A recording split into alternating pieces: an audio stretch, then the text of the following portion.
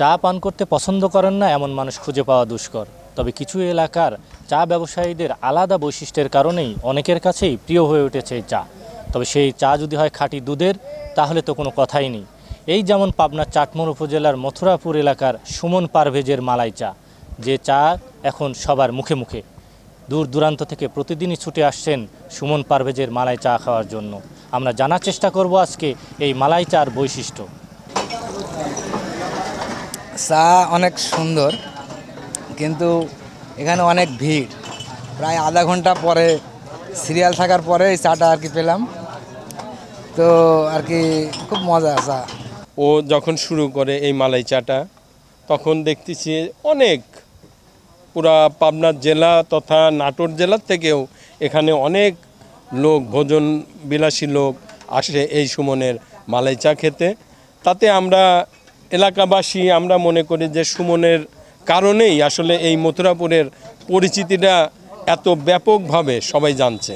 চাটমোহরের এই মালাই চা সুখ্যাতি চাটমোহর থেকে এখন পুরো পাবনা জেলা এমনকি দেশ জুড়ে সুনাম বা সুখ্যাতি ছড়িয়ে পড়ছে। এটা স্বাদ একটু অন্যান্য চায়ের থেকে বা আমরা গতানুগতিক যে স্বাদ খুঁজি তার থেকে একটু ব্যতিক্রম এবং ঘরোয়া পরিবেশ, গ্রামের ভিতরে এমন এই কর্মব্যস্ত জীবনে মানুষ একটু ভিন্নতার খোঁজেই আসলে ছুটে আসে এই মথুরাপুরে একটু এই মালাই চায়ের স্বাদ নেওয়ার জন্য।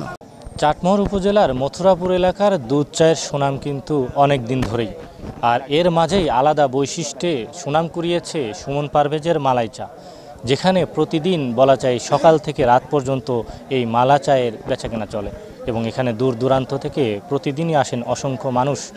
চা প্রেমীদের ভিড় বাড়তে থাকে বেলা গড়ার সাথে সাথেই, আর সন্ধ্যা নামার পরেই যেন এখানে অনেক মানুষের ভিড় জমে যায়। সুমন পারভেজের মালাই চা খেয়ে আসলে কতটুকু তৃপ্ত এখানকার চা প্রেমীরা। এই দোকানের চা অনেক ফেমাস, এই জন্য আমরা 1 বছর আগে আসছিলাম, তাই আবার এখানে আসলাম। জি জি, আমরা ঢাকা থেকে আসছি এমনি।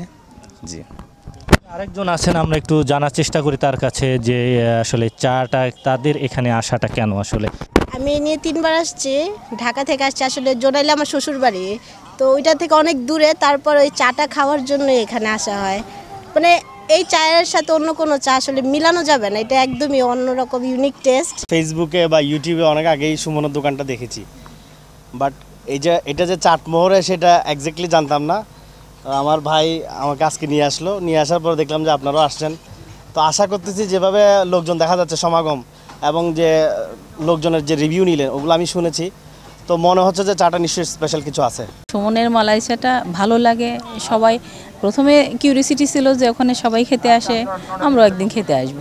এর আগে আসছিলাম, ভালো লাগছে এবং বেশ ভালো লাগছে। তারপর থেকে আসা, এই শুরু করছি আসা। গেস্ট আসলে এরা আমার মেয়েরা, তো ওদের নিয়ে আসছি।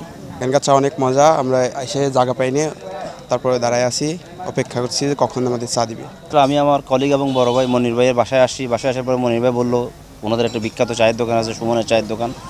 বিভিন্ন দূর দূরান্ত থেকে লোকজন আসে, বলো যে আপনারা আসতে পারেন। যদিও আমাদের কষ্ট হয়েছে আসতে, তারপরেও আমরা এখানে এসে মোটামুটি ভালো লাগছে। অনেক লোকজন দেখতে পাচ্ছি, পরিবেশটা অনেক সুন্দর। আশা করি চাও ভালো হবে ইনশাল্লাহ। এখানে প্রতিদিন বিকালে একরকম মেলার মতো বসে যায়, তার চা খাওয়ার জন্য অনেকে দাঁড়ায় অপেক্ষা করে এবং অনেকে আছে যে একবার এখান থেকে চা খেয়ে যাওয়ার পরে বন্ধুবান্ধবকে সাথে নিয়ে আবারও আসে। অর্থাৎ চাটমোহরে এখন চা বলতে সুমনের মালাই চা একটা সমর্থক শব্দ হয়ে গেছে।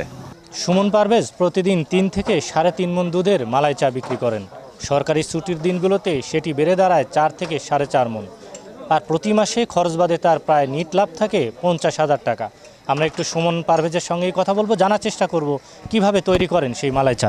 একটু বলবেন আমাদের যে আসলে এই যে মালাই চা আসলে কোথা থেকে শিখলেন, কিভাবে শুরু করলেন?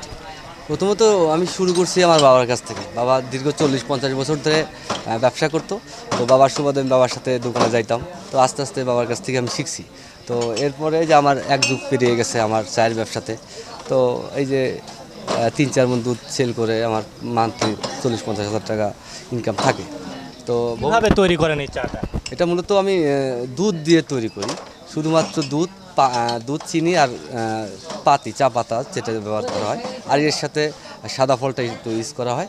আর এক্সট্রা ডেকোরেশনের জন্য, মালাই চার এক্সট্রা ডেকোরেশনের জন্য কফি, গুঁড়া দুধ, হরলিক্স, এটা আদারওয়াইজ আর কিছু আমি ব্যবহার করি না। ন্যাচারাল। আর এগুলোর দাম কোনটা কেমন? আর আমি দুধ চাটা 20 টাকা করে সেল করি, আর মালাই চা 40 টাকা করে।